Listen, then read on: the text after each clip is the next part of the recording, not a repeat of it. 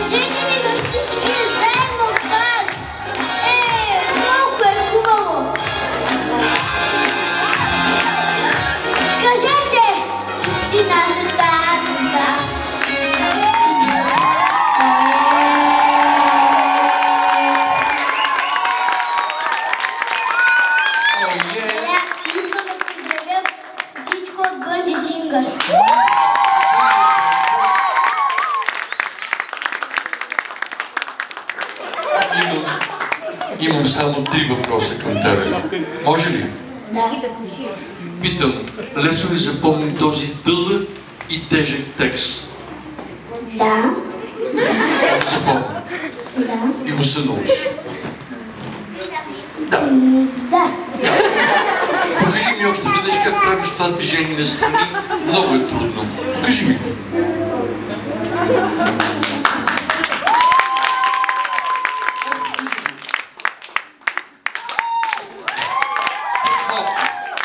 Благодаря ти. И сега, за да имаме хубав завършек на твоето присъствие, не, остани още на сцената. Така, както си с шапката, искам да направиш красив поклон пред публиката, като готин.